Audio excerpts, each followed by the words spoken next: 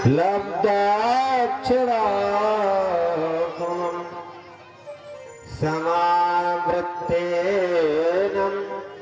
धर्माज्ञे भारतदेशेन। सुदामा जी, आपको याद है बचपन में हम कैसे खेलते थे? एक बार हम लकड़ी लेने गए, जब जोर से बारिश हो रही थी, गुरुजी ढूंढते ढूंढते पहुंचे। सुदामा, गुरु माता ने कहा, जब तक मेरे कृष्ण बाबा नहीं आएंगे मैं भोजन नहीं करूंगा। हम लोग कितना प्रेम था। आपको एक बात याद होगी, हम सभी छात्र आपको चढ़ाते थे। हम लोग कहते थे सुदामा जी ब्याह करेंगे, आप कहते हमें कोई ब्याह नहीं करते। भैया हम तो महात्मा बनेंगे, तो वो बचपन की बात है। आप अपने गांव चले गए और मैं मथुरा अपने गांव आ गया। एक बार बताइए,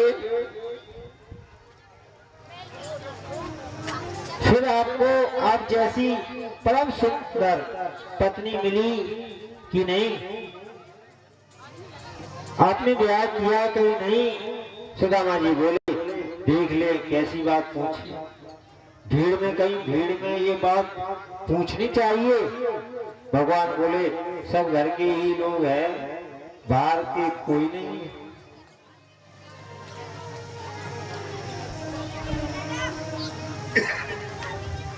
भगवान बोले,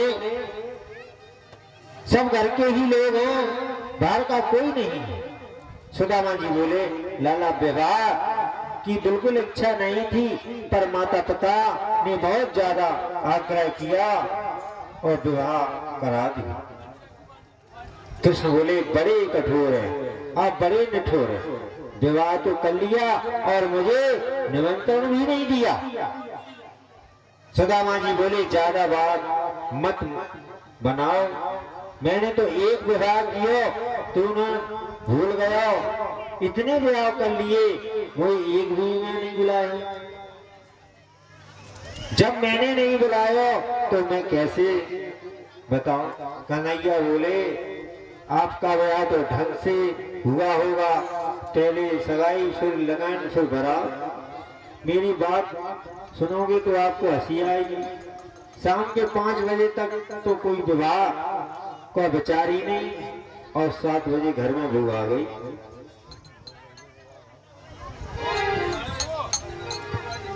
सुदामा जी बोले, तो सब ऐसे ही आ गई? बोले, नहीं, बाद में तो विवाह ढंग से हुआ, लेकिन हुआ ऐसे ही था। मैंने विवाह की बात क्यों पूछी सुदामा भैया, मुझे क्या मालूम, मैंने पूछी। कन्हैया बोले, घर में यदि आप अकेले हो तो पूछना, लेकिन आपका विवाह हो गया, मेरी भाभी जी घर पर है, तो भाभी ने मेरे लिए क्या भेजा? संकोच के मारे सुदामा का सिर झुक गया। कैसे बताऊं, कृष्ण तो मेरा परम कृपालु है, पर इसकी जितनी पत्नियां हैं सब बड़े बड़े राजघराने की बेटी हैं। इनके बीच में फटी हुई पोटली को कैसे दिखाऊं? ये चावल की पोटली कैसे दिखाऊं? सब क्या कहेंगे, देव क्या मित्र है, चावल बांध कर ले आया। लेकिन सुदामा तो परम पवित्र संत है, झूठ नहीं बोलते।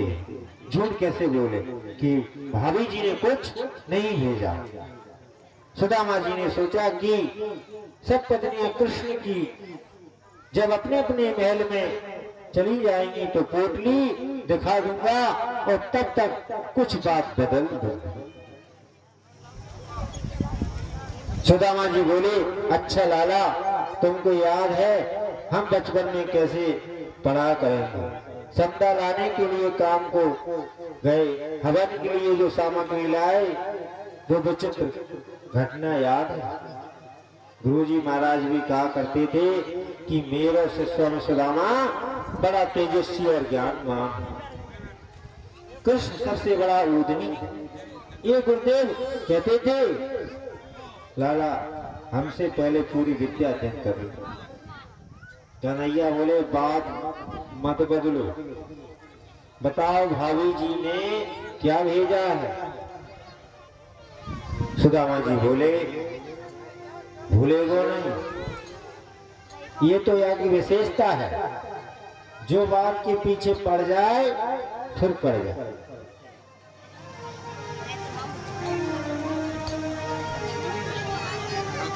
अरे हम भाभी जी की बात बाद में कर लेंगे, बचपन की बातें करें। तुम्हें याद है कन्हैया, एक बार हम लकड़ी लेने गए तो गुरुजी ढूंढते भय पहुंचे। भगवान बोले सब मालूम है, लेकिन भाभी जी ने क्या भेजा? सुदामा जी फिर बोले, ये बात तू जा, बात के पीछे क्यों पड़ गया भैया? भाभी की बात बाद में कर लेंगे, पहले बचपन की बात कर लें। सुदामा फिरे, ज्यादा बात बनाओ नहीं, ये तेरी तोल पट्टी खोल दूंगी।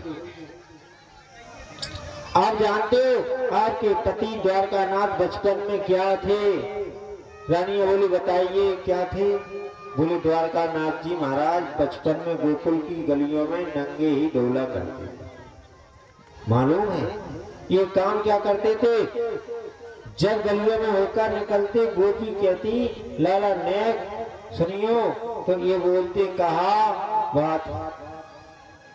गोपी कहती हमारी माखन की मटकी में नेक चेटी पड़ गई, बीन दो, तो ये बोलते बीन तो देंगे लेकिन बदले में कहा दोगे? गोपी कहती पूरी चीटी बीन दोगे तो एक छटाक माखन दे दूंगी। अब माखन के लोग में दिन भर द्वारकाधीश चीटी बीनते थे। इनकी मंडली को नाम बाल गोपाल चोर विद्या मंडल, बाकी अध्यक्ष भी थे। घर घर चोरी करते थे। 4 दिन से द्वारकानाथ कछु चल ही पड़ रही। भगवान हंसकर बोले मैं बचपन में क्या था बता रहे हैं आप भी ज्यादा हमारी पत्नियां जानती, और मेरे इतने विवाह हुए इसका मूल कारण भी यही है, मेरी माखन लीला से मेरी पत्नियां इतनी प्रसन्न हो गई कि जबरन सब पत्नी बनकर मेरे महल में आ गई। इसलिए बचपन में हम क्या थे ये हमारी पत्नियां भी जानती हैं, लेकिन भाभी जी ने क्या भेजा है? सुदामा बोले बात ये ना भूले, सब कुछ में कैसे दिखाएं? प्रभु ने बड़ा इस पर कहा, पत्रम पुष्पम फलम तोयं यो भक्ता प्रयच्छति तादयं भक्तां स्वामी प्रणातम्। गुरु गोविंद कहते हैं पत्रम पुष्पम फलम तोयम ये भक्ता प्रयच्छति। प्रेम से कोई जीव मुझे कुछ भी समर्पित करे मैं उसे बहुत मानकर स्वीकार करता हूँ। जो जीव मुझे श्रद्धा से किसी वस्तु का मात्र नहीं है, वस्तु को समर्पित करने वाले की भावना को महत्व है। भाभी ने जो भेजा है वो आप मुझे दे दीजिए।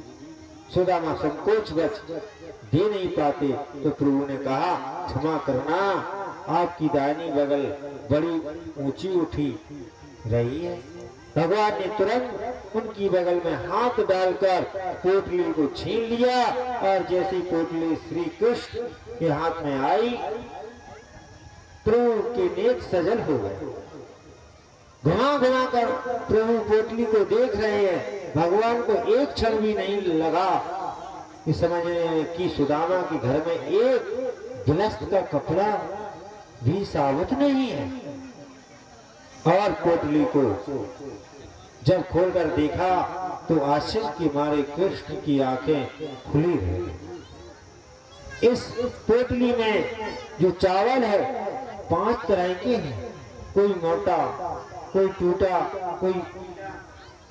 कोई हरा, कोई नीला। भगवान द्वारका नाथ के नेत्र सजल हो उठे।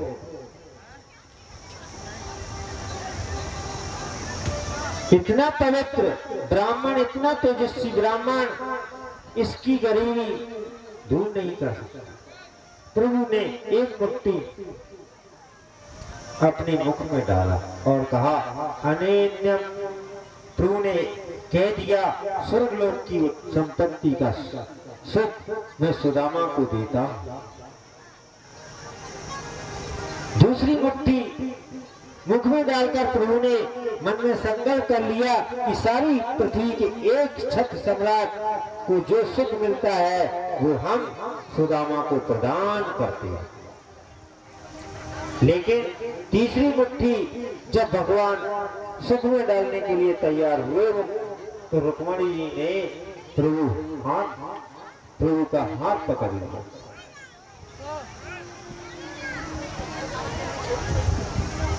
और इशारे से बोली ज्यादा मत खाइए, ये कच्चा है, नुकसान करेगा। अंतरंग इशारे से बोले बड़े बरस गए हो पंडित जी, पर वो भी तो एक ब्राह्मण था जिसने आपके वक्ष स्थल पर तैयार किया था। प्रभु ने इशारे से कह दिया वो भी ब्राह्मण था जो विवाह से पहले आपका पत्र लाया था।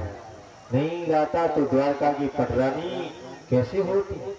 लेकिन ये सारी बातें इशारे से हो रही है। बोलकर तो रुक्मणी जी ने इतना ही कहा ज्यादा मत खाइए, कच्चा है, नुकसान करेगा।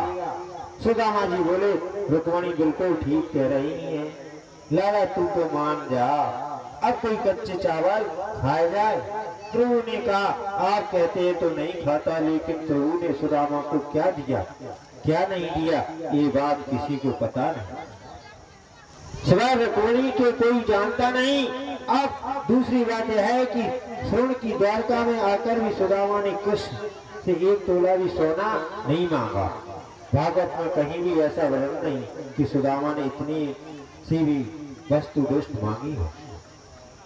और यदि कुछ सुदामा को देते हो तो सुदामा नहीं देते। एक एक करके हाँ भीड़ नहीं करते।